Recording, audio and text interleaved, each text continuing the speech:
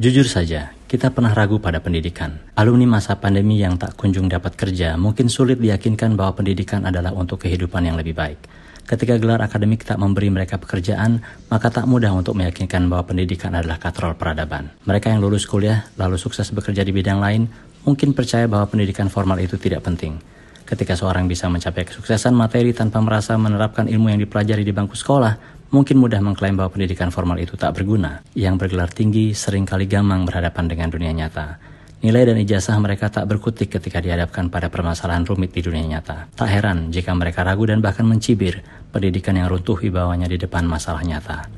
Pengalaman empirik kita tentang pendidikan tentu beda. Jika kita tanya pada Ibu Susi, pendidikan pastilah tidak sama dengan gelar tinggi. Beliau tidak bergelar tinggi tapi kita tak meragukan keterdidikannya.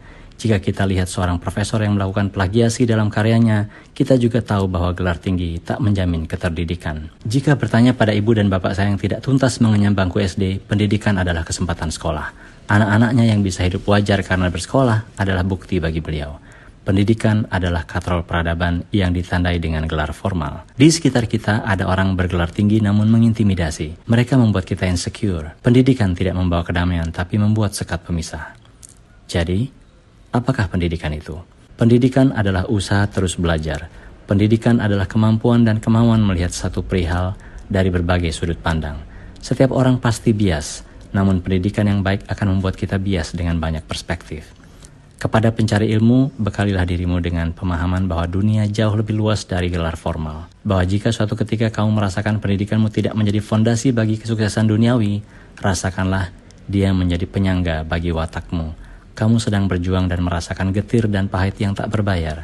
Ingatlah, pendidikan memang demikian. Pahit dan getir akarnya, namun manis dan wangi buah dan bunganya. Bagi para pendidik, mari kita mulai kampus merdeka dengan kemerdekaan imajinasi, bukan dari kerumitan administrasi.